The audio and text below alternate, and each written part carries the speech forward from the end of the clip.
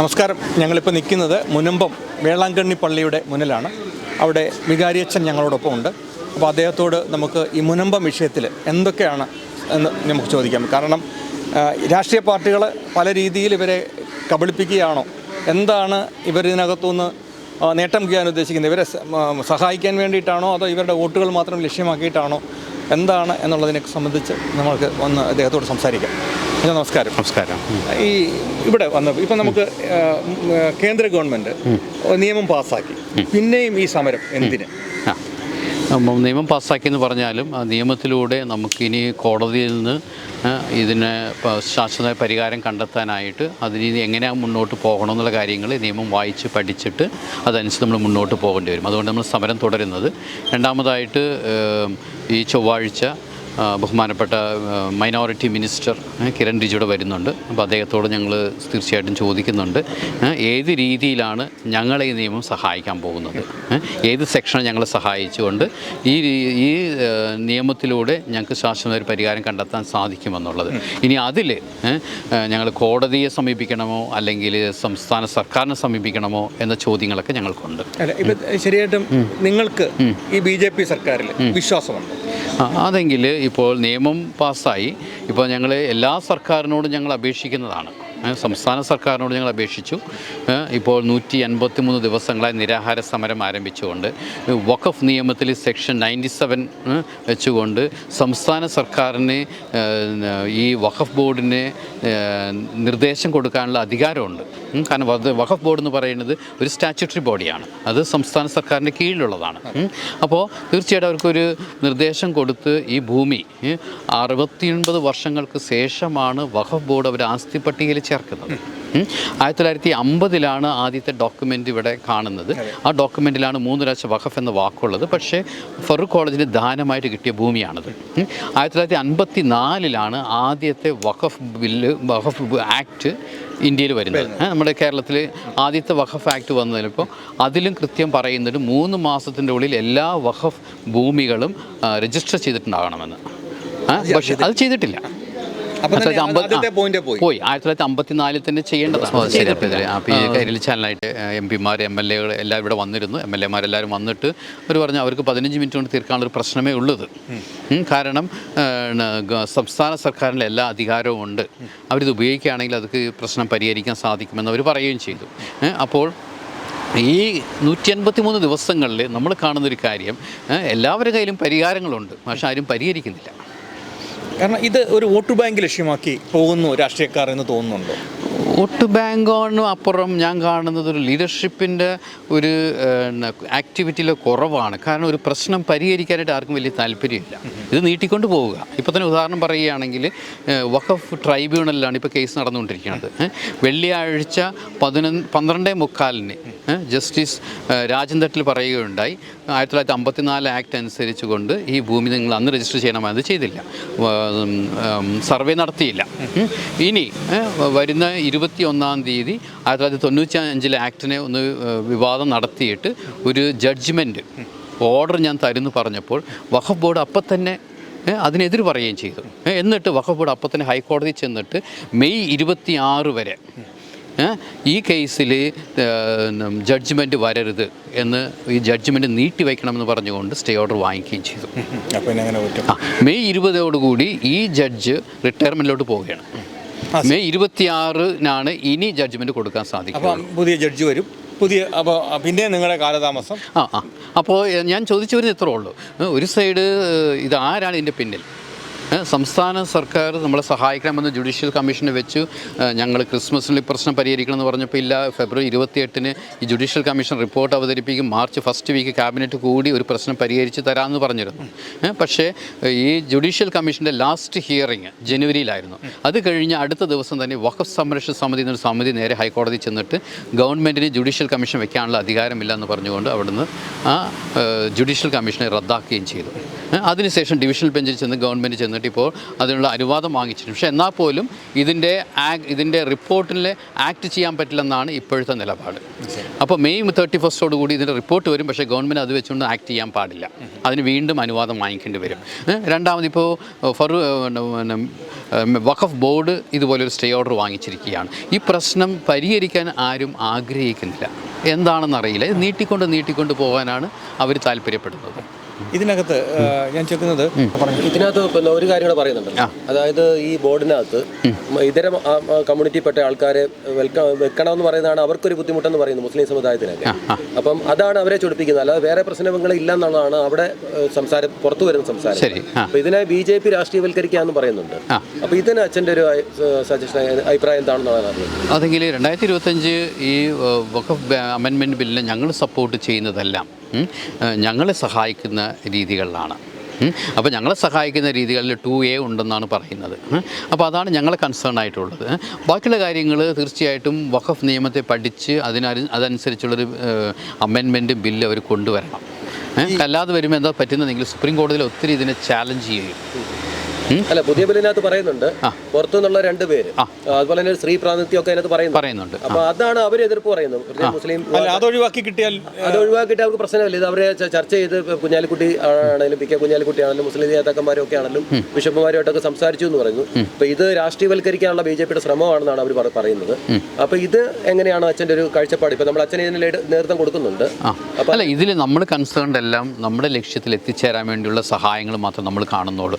കാരണം ഞങ്ങൾക്ക് ഒരു കക്ഷിയോടുകൂടെ നിൽക്കണമെന്നൊന്നുമില്ല. കാരണം ഞങ്ങൾ ആദ്യം മുതൽ ഞങ്ങൾ പറഞ്ഞിരിക്കുന്ന ഒരു കാര്യം എന്നെങ്കിൽ ഇത് ഒരു 610 കുടുംബങ്ങളുടെ പ്രശ്നം, ജീവിത പ്രശ്നമാണ്. ഈ 610 കുടുംബങ്ങൾക്കും ആധാരം കയ്യിലുണ്ടോ? ഉണ്ട്, ആധാരങ്ങൾ അല്ല, എല്ലാവരുടെ കയ്യിലും ആധാരങ്ങളുണ്ട്. എല്ലാവരും ഇവിടെ പണം കൊടുത്ത് വാങ്ങിച്ച ഭൂമിയാണ്. കാരണം എൻക്രോച്ച് ചെയ്തെടുത്തതല്ല. എൻക്രോച്ച് അല്ലെങ്കിൽ നേരത്തെ തൊട്ട് മത്സ്യത്തൊഴിലാളികൾ ഇവിടെ ഉണ്ടായിരുന്നു. 1950 മുതൽ ഉണ്ടാകുമ്പോൾ തൊട്ടേ ഉണ്ട്. അതെങ്കിൽ നേരത്തെ 1800 തൊട്ട് 850 തൊട്ട് മത്സ്യത്തൊഴിലാളികൾ ഇവിടെ ഉണ്ടായിരുന്നു. അന്ന് കടൽ ഭിത്തിയൊന്നും ഇല്ല. ആളുകൾ അവർക്ക് ക്ലിയർ ആയിട്ടുള്ളൊരു സ്ഥലങ്ങൾ ഒരു കുടിൽ വെച്ച് വെള്ളം വരുമ്പോൾ വീണ്ടും മാറ്റി അങ്ങനെ ജീവിച്ചിരുന്ന സ്ഥലങ്ങളാണ്. അന്ന് വെള്ളം ഇങ്ങോട്ട് വരാനുള്ള വഴി പോലും ഒരു പാലമൊന്നും ഇല്ല. ഇവിടെ എത്തിച്ചേരണമെങ്കിൽ തീർച്ചയായിട്ടും വഞ്ചി വേണം. ശേഷമാണ് ഇതിന് ഈ ഭൂമിക്കോട് ഇത്രയും ഇത് വന്നത്. അപ്പോൾ 1950 കഴിഞ്ഞിട്ട് അന്ന് മുതൽ 1989 വരെ ഇവിടുത്തെ ആൾക്കാർ ഫറൂഖ് കോളേജുമായിട്ട് സമരം ചെയ്യുക. കാരണം ഈ ഭൂമി അവർ താമസിച്ചുകൊണ്ടിരിക്കുന്ന ഭൂമി, അവർ നട്ടുപിടിപ്പിച്ച തെങ്ങുകൾ, ഇതെല്ലാം ഇവിടെ ഉണ്ടായിരുന്നു. അപ്പോൾ ഫറൂഖ് കോളേജ് അവരുടെ ഉടമസ്ഥാവകാശം ഇവിടെ ആക്കാൻ വേണ്ടി അവർ പല പ്രാവശ്യവും കേസുകളിൽ പോവുകയും പോലീസിനെ കൊണ്ടുവരികയും അങ്ങനെ പ്രശ്നങ്ങളൊക്കെ ആയപ്പോൾ അവസാനം അവർ തന്നെ ഒരു തീരുമാനത്തിലെത്തി ഈ ഭൂമി ഞങ്ങൾ വിൽക്കാമെന്ന് പറഞ്ഞു. അങ്ങനെ ഇവിടെ ഉണ്ടായിരുന്ന 10 കുടുംബങ്ങൾക്ക് മാത്രം അവരുടെ കുടിയാന്മാരുടെ ഓഹരിയായിട്ട് 10 സെൻറ്റ് വീതം കൊടുക്കുകയും ബാക്കി ഓരോരുത്തർക്കും എത്ര സെൻറ്റ് സ്ഥലം ആവശ്യമാണോ അത്രയും ഭൂമി അവർ വിലയ്ക്ക് കൊടുത്തു. അതിനുള്ള വിലയ്ക്കുള്ള ആധാരം അവർ ഉണ്ടാക്കി കൊടുക്കുകയും ചെയ്യും. ഈ കടൽ ഭിത്തിയെ പറ്റി പറഞ്ഞു. കടൽ ഭിത്തി നിർമ്മിക്കുമ്പോൾ ഇതിൻ്റെ കടൽ ഭിത്തിയുടെ പൈസ ചെലവാക്കിയത് വഖഫ് ബോർഡല്ല, ആണോ? അല്ല. അപ്പോൾ ഇവിടുത്തെ സാധാരണപ്പെട്ട ജനങ്ങളുടെ രക്ഷയ്ക്ക് വേണ്ടിയിട്ടാണ് ഗവൺമെൻറ് ഈ കടൽ ഭിത്തി നിർമ്മിച്ചിരിക്കുന്നത്. അപ്പം പിന്നെ ഈ സർക്കാരിന് എന്തിനു വേണ്ടിയാണ് ഈ വഖഫ് ബോർഡിൻ്റെ ഭൂമിയാണെങ്കിൽ എന്തിനു വേണ്ടിയാണ് സർക്കാർ ഈ വഖഫ് ബോർഡിന് വേണ്ടി ഇത്രയും പണം ചെലവാക്കിയത് എന്നുള്ള ചോദ്യം വരില്ലേ? പക്ഷേ ഇത് വഖഫ് ബോർഡ് അവർ ആസ്തി പട്ടികയിൽ ചേർക്കുന്നത് 2019 കടൽ ഭിത്തി ഇവിടെ വന്നത് 90-കളിലാണ്. ഇവർ ആദ്യം 1950 ഡോക്യുമെൻ്റ് 404 ഏക്കർ എന്ന് പറയുമ്പോൾ ആ ഭൂമി അവസാനം വരുമ്പോൾ 135 ഏക്കറിൻ്റെ അടുത്തേ ഉള്ളൂ. ബാക്കി സ്ഥലങ്ങളൊക്കെ കടൽ കൊണ്ടുപോയി. അപ്പോൾ ഇത്രയും വർഷങ്ങൾ ഇവിടെ കടലായതുകൊണ്ട് കടൽ ഭിത്തി ഇല്ലാതിരുന്നതുകൊണ്ട് തീർച്ചയായിട്ടും ഒത്തിരി ഭൂമി കടലിൽ പോയി. അപ്പോൾ അതെല്ലാം കഴിഞ്ഞിട്ടാണ് ഈ 2019 അവർ ആസ്തിപ്പട്ടി ചേർക്കുന്നത്. അപ്പോൾ കടൽ ഭിത്തി എന്ന് പറയുന്നത് അതിന് മുമ്പ് തന്നെ വന്നതാണ്. 90-കളിൽ ഇവിടെ കടൽ ഭിത്തി വന്നതാണ്. അതിനുശേഷം സുനാമി സമയത്ത് കുറേയൊക്കെ പോയി വീണ്ടും ഗവൺമെൻറ് അത് ശരിയാക്കി കൊടുക്കുകയും ചെയ്തു.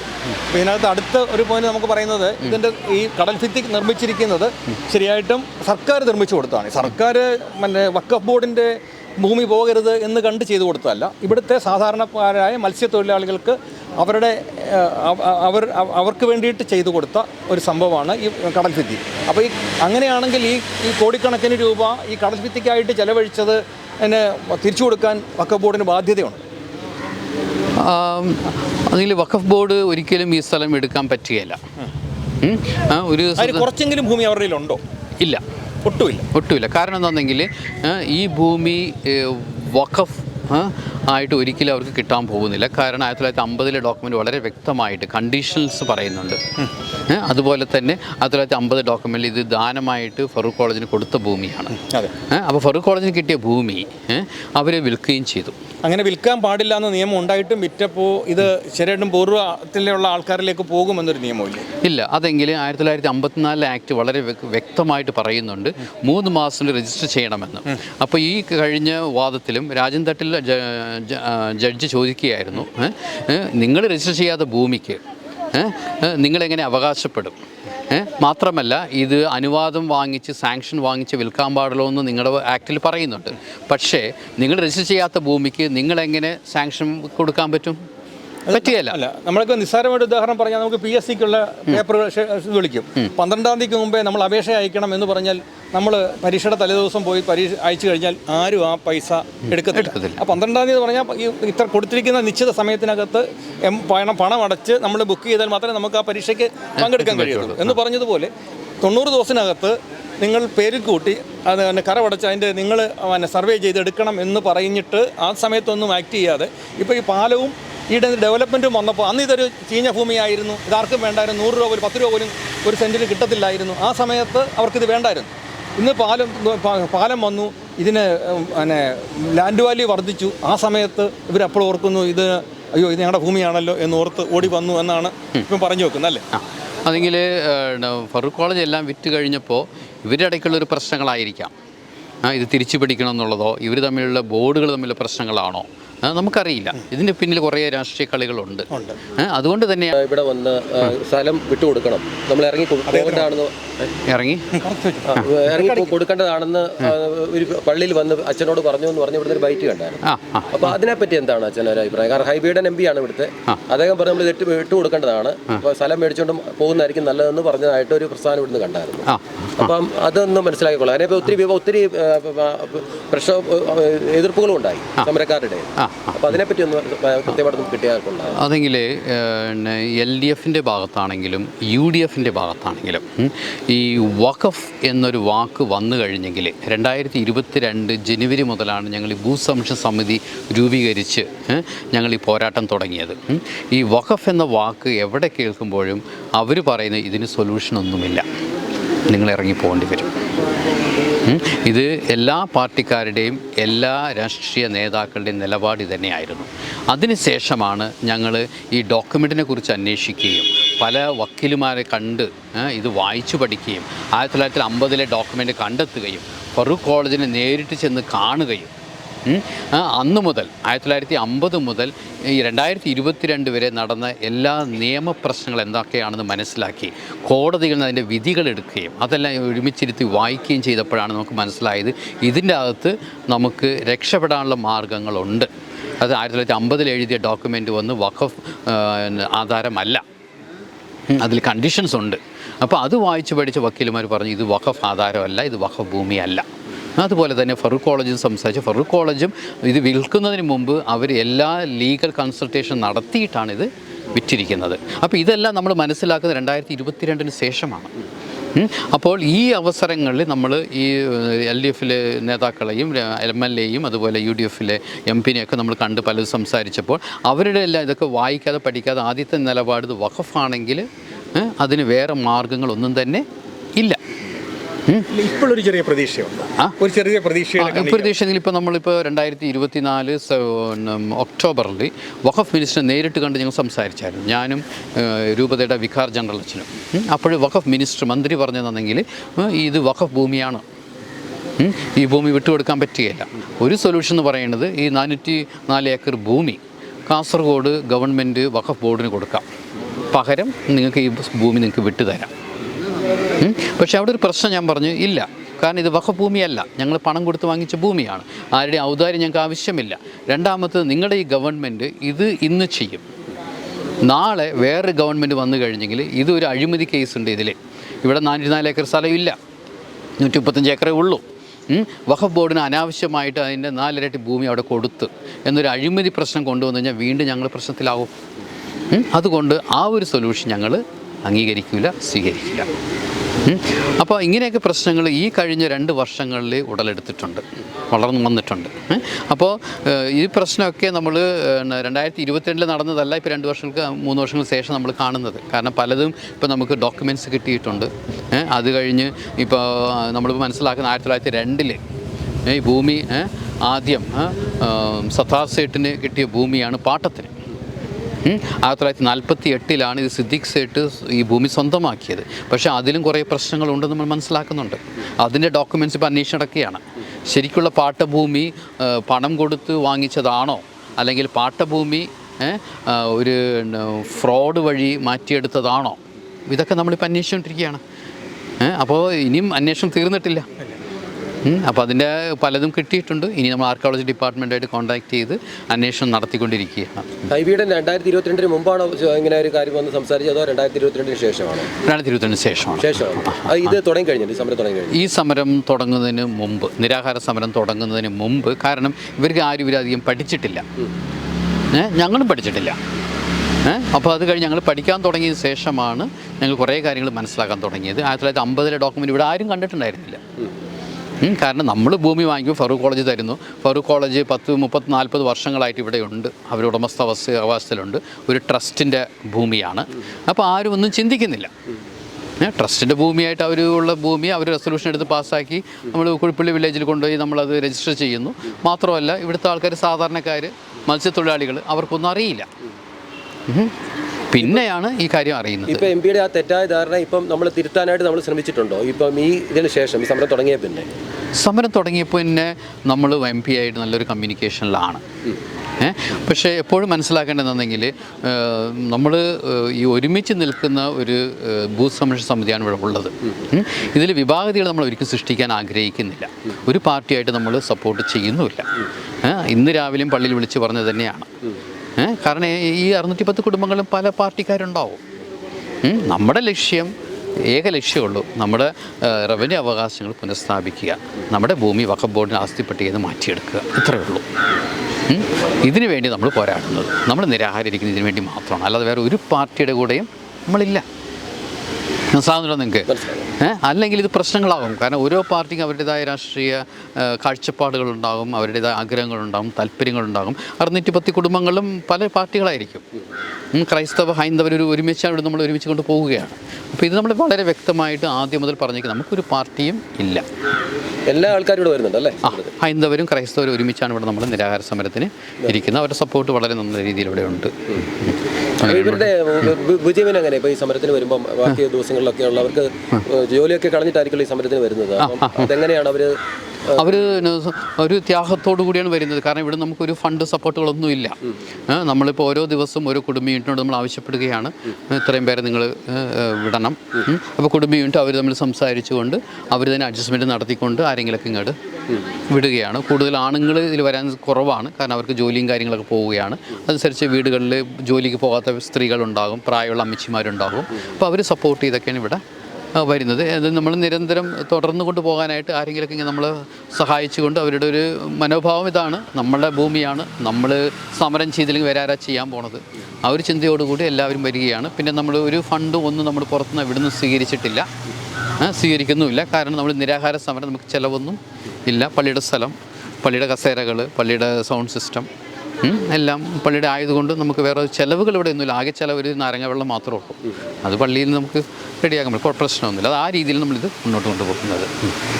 ഓക്കെ ഏട്ടാ, ശരി ഏട്ടാ, താങ്ക് യു ഏട്ടാ. ഇപ്പോൾ ഈ പ്രശ്നം എവിടെ പരിഹരിക്കാൻ വേണ്ടി കോടതിയിൽ വന്നാലും അല്ലെങ്കിൽ ഏത് തലത്തിൽ വന്നാലും അപ്പം തന്നെ ഇത് നീട്ടിക്കൊണ്ട് പോകുന്ന ഒരു പ്രവണത നമുക്ക് കൂടുതൽ കാണുവാനായിട്ട് സാധിക്കുന്നുണ്ട്. ഇതിപ്പോൾ ഈ വന്ന സർക്കാരുകളിൽ ആരുടെ കയ്യിൽ ഭാഗത്തു നിന്നെങ്കിലും കുറച്ച് പോസിറ്റീവായിട്ട് ഒരു ശ്രമം, ഇത് പ്രശ്നം പരിഹരിക്കണമെന്ന ആത്മാർത്ഥമായ ശ്രമം ആരുടെയും ഭാഗത്തു നിന്ന് ഉണ്ടായിട്ടുണ്ടോ? LDF, UDF അല്ലെങ്കിൽ BJP ആരെങ്കിലും?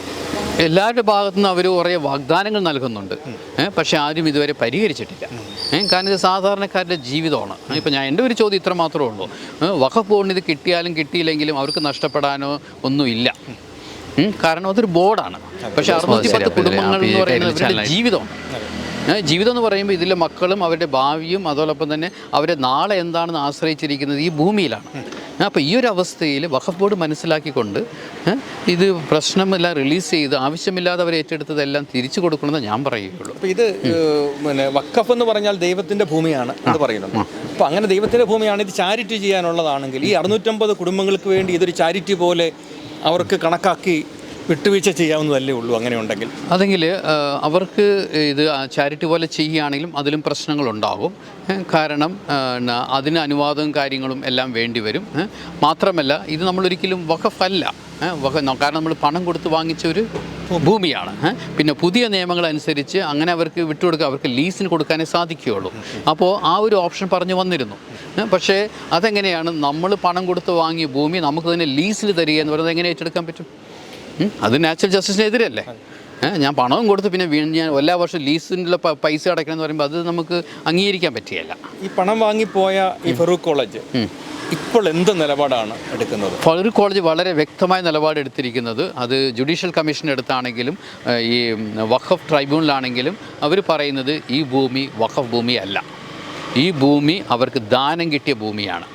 1989 അവരുടെ ട്രസ്റ്റ് റെസൊല്യൂഷൻ പാസ്സാക്കി ഈ ഭൂമി വിറ്റതാണ്. അത് കൃത്യമായിട്ട് അവരെല്ലാം ലീഗലായിട്ടാണ് ചെയ്തിരിക്കുന്നത്. അപ്പോൾ ഇവർ നിങ്ങൾക്ക് തന്നിരിക്കുന്ന ഡോക്യുമെൻറ്റ്സ് സാധുവാണ് എന്ന് തന്നെയാണ് ഈ ഫറൂഖ് കോളേജ് ഇപ്പോഴും പറഞ്ഞുകൊണ്ടിരിക്കുന്നത്? തീർച്ചയായിട്ടും. കാരണം അവർ റെസൊല്യൂഷൻ പാസ്സാക്കിയതിൻ്റെയും ആ റെസൊല്യൂഷൻ്റെ ഓർഡർ വെച്ചുകൊണ്ടാണ് ഈ എല്ലാ ആധാരങ്ങളും ഇത് കാണിച്ചിട്ടുണ്ട്. 89-90 കാലഘട്ടത്തിൽ കാണിച്ചിട്ടുണ്ട്. ഇന്ന റെസൊല്യൂഷൻ പാസ്സാക്കിയാണ് ഞങ്ങൾ ഈ ഭൂമി ഇന്ന ആൾക്ക് വിൽക്കുന്നതെന്നുള്ളത്. അപ്പോൾ വളരെ വ്യക്തമായിട്ട് ലീഗലായിട്ടാണ് അവർ എല്ലാ കാര്യങ്ങളും ചെയ്തിരിക്കുന്നത്. ഇപ്പോൾ ഇവിടുത്തെ ഒരു രാഷ്ട്രീയ സമവാക്യം എങ്ങനെയാണെന്ന് അറിഞ്ഞുകൂടാ. എന്ന് പറഞ്ഞാലും ഈ കോൺഗ്രസ് മുക്ത ഭാരതം എന്ന് പറയുന്ന BJPയുടെ പ്രവർത്തനങ്ങളുണ്ട്. ആ പ്രവർത്തനങ്ങൾക്ക് ഒരു ഭാഗമായിട്ട് നിങ്ങൾ ഈ ഒരു ചെറിയ ചുരങ്ങിനെ അങ്ങനെ ചുരണ്ടി വലുതാക്കി ഒരു വോട്ട് നേടാനുള്ള ഒരു മാർഗമാക്കി ഉപയോഗിക്കുന്നു എന്ന് തോന്നൽ വന്നിട്ടുണ്ടോ? അതെങ്കിലും നമ്മൾ ഈ സമരം 2022 തുടങ്ങിയ മുതൽ നമ്മൾ ഒത്തിരി അനുഭവങ്ങളിലൂടെ കടന്നു പോയിട്ടുണ്ട്. അന്ന് ഇവിടുത്തെ സംസ്ഥാന സർക്കാരിൻ്റെ പിന്നിൽ നമ്മൾ ഒത്തിരി നടന്നു. MLA-മാർ അല്ല, ഇപ്പോഴത്തെ LDF തന്നെയാണ്. നമ്മൾ മന്ത്രിമാരെയും MLA-മാരെയും എല്ലാവരെയും ചെന്ന് കണ്ട് നമ്മുടെ നിവേദനങ്ങൾ സമർപ്പിച്ച് നമ്മുടെ പ്രശ്നങ്ങൾ പറഞ്ഞു. പക്ഷേ എവിടെ ഒരു പരിഹാരം ഇതുവരെ കണ്ടെത്തിയിട്ടില്ല. അപ്പോൾ അന്ന് മുതൽ ഇന്ന് വരെ നമ്മൾ ആളുകളെ ബോധവൽക്കരണം നടത്തുകയാണ്. ഒരു പാർട്ടിയോടല്ല, മറിച്ച് നമ്മുടെ ജനാധിപത്യ റൈറ്റ്സ്, നമ്മുടെ കോൺസ്റ്റിറ്റ്യൂഷണൽ റൈറ്റ്സ് നമ്മളെ മറ്റുള്ളവർ ഒരിക്കലും ഉപയോഗിക്കരുത്, അബ്യൂസ് ചെയ്യരുത്. അപ്പോൾ തീർച്ചയായിട്ടും ഓരോ വ്യക്തിക്കും വോട്ട് ചെയ്യാൻ പോകുമ്പോൾ അത് അവരുടെ തീരുമാനം, അവരുടെ നിലപാടുകളാണ്. പക്ഷെ നമ്മൾ പൊതുവായിട്ടൊരു ബോധവൽക്കരണം നടത്തിക്കൊണ്ടിരിക്കുകയാണ്. ആ ബോധവൽക്കരണത്തിൻ്റെ ഭാഗമായിട്ട് ഇതിന് മുൻപും ഇത്രയും ഫേമസ് ആവുകയും പാർലമെൻറ്റിൽ എത്തിച്ചേരുകയും, കാരണം ഈ ഒരു ബില്ല് കൊണ്ട് നമുക്ക് എന്തെങ്കിലും ഒരു നേട്ടം ഉണ്ടാകുന്നൊരു പ്രതീക്ഷ ഇപ്പോൾ ആളുകൾക്കുണ്ട്. ഇപ്പോൾ ശരിയായിട്ടും ഇതിനകത്തുനിന്ന് BJPയുടെ ഭാഗത്തു നിന്ന് നിങ്ങൾക്ക് അനുകൂലമായി ഒരു പ്രവർത്തനം ഉണ്ടാവുകയും നിങ്ങൾക്ക് ഈ സമരപ്പന്തലിൽ നിന്ന് സന്തോഷമായിട്ട് പിരിഞ്ഞു പോകാൻ പറ്റുന്ന ഒരു അന്തരീക്ഷം ഉണ്ടാക്കിയാൽ നിങ്ങൾ BJPയുടെ കൂടെ അടുത്ത തിരഞ്ഞെടുപ്പിൽ BJPക്ക് സപ്പോർട്ട് കൊടുക്കുമോ? അതെങ്കിൽ നമ്മളുടെ ഈ സമരത്തിൻ്റെ ലക്ഷ്യമെന്ന് പറയുന്നത് ഈ ആസ്തി പട്ടികയിൽ നിന്ന് നമ്മുടെ ഭൂമിയെ മാറ്റിയെടുക്കുക, നമ്മുടെ എല്ലാവരുടെയും റവന്യൂ അവകാശങ്ങൾ നേടിയെടുക്കുക എന്നതാണ്. ആ ഒരു ലക്ഷ്യത്തിൽ എത്തിച്ചേരുമ്പോൾ അവരെ സഹായിച്ചവരെ ആളുകൾ മനസ്സിലാക്കിക്കൊണ്ട് അത് അവരുടെ വ്യക്തിപരമായ തീരുമാനങ്ങളനുസരിച്ച് അവർ വോട്ട് ചെയ്യുകയാണെങ്കിൽ അത് അവരുടെ നിലപാടുകളാണ്. കാരണം നമ്മൾ ഒരിക്കലും ഒരു സമരം പൊതുവായിട്ട് നടക്കുമ്പോൾ ആരോട് വ്യക്തിപരമായിട്ട് ഇന്ന ആൾ വോട്ട് ചെയ്യണം നമ്മൾ ഒരിക്കലും ആവശ്യപ്പെടാറില്ല. പ്രത്യേകിച്ച് സഭ എന്ന് പറയുന്നത് എപ്പോഴും ആളുകളെ ബോധവൽക്കരണം നടത്തും. ഒരിക്കലും ഒരു പ്രത്യേക രാഷ്ട്രീയ പാർട്ടിയായിട്ട് ചേർന്ന് നിൽക്കണമെന്ന് ഒരിക്കലും സഭ പറയാറേയില്ല. ഇപ്പോൾ ഈ 650 കുടുംബങ്ങൾ ഇപ്പോൾ ശരിയായിട്ടും പറഞ്ഞാൽ ഒരു വലിയ പ്രതിസന്ധി നേരിടുകയാണ്.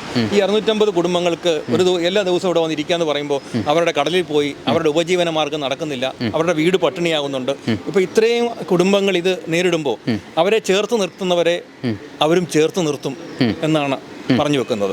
അതെങ്കിൽ തീർച്ചയായിട്ടും ആളുകൾക്ക് മനസ്സിലാകാൻ തുടങ്ങും ആരാണ് നമ്മളെ സഹായിച്ചുകൊണ്ടിരിക്കുന്നത്, ആരാണ് നമ്മളെ വഞ്ചിച്ചുകൊണ്ടിരിക്കുന്നത്. മാത്രമല്ല ഏതൊരു ലെവലിലും അവർക്ക് പെട്ടെന്ന് ഒരു സൊല്യൂഷൻ കിട്ടിക്കഴിഞ്ഞെങ്കിൽ തീർച്ചയായിട്ടും അവരുടെ ആത്മാർത്ഥത ആ പാർട്ടിയോ ആ വ്യക്തികളിലോട്ടോ പോവുകയും ചെയ്യും. ഇപ്പോൾ ഇതിനകത്ത് നമുക്ക് പറയാനുള്ളത് എന്ന് പറഞ്ഞാൽ ഇതിനകത്ത് ഇവരുടെ ഒരു വലിയ വിഷമഘട്ടത്തിലാണ് അവർ. അപ്പോൾ അവർക്ക് ഒരു താങ്ങോ തണലോ ആര് കൊടുത്താലും അത് അവർക്ക് വോട്ട് ചെയ്താൽ അത് ജനാധിപത്യത്തിൻ്റെ ഭാഗമാണ്. അവരാവശ്യപ്പെടുന്ന ഒരാവശ്യം സാധിച്ചു കൊടുക്കാൻ ഏതെങ്കിലും രാഷ്ട്രീയ പാർട്ടി മുന്നോട്ട് വന്ന് അവർക്ക് വേണ്ടി പ്രവർത്തിച്ചാൽ ആ രാഷ്ട്രീയ പാർട്ടിയെ സഹായിക്കുക എന്നുള്ളത് അവരുടെയും ഉത്തരവാദിത്വമാണ്. അത് ചെയ്താൽ അതിന് പക്ഷേ ഒരു ആഹ്വാനമൊന്നും ഉണ്ടാവില്ല. അവരുടെ മനസ്സിൽ നിന്ന് അവരത് ചെയ്താൽ ചെയ്യരുത് എന്ന് പറയില്ല. അപ്പം ഇവർക്ക് മനസ്സിലാക്കേണ്ടത് ഇത് മുസ്ലിം സമുദായത്തെ അല്ലെങ്കിൽ മുസ്ലിം ലീഗിനെ എൻ്റെ ഇംഗിതത്തിന് വഴങ്ങി ഒരു ഭാഗത്ത് നിൽക്കുകയും ഇവിടെ വന്ന് നിങ്ങൾക്കിതെല്ലാം സാധിച്ചു തരാമെന്ന് വാഗ്ദാനം ചെയ്യുകയും ചെയ്യുന്ന ഈ രണ്ട് വള്ളത്തിലെ കാല് ചവിട്ട് കൊണ്ടുപോകുന്ന പരിപാടി നടക്കില്ല.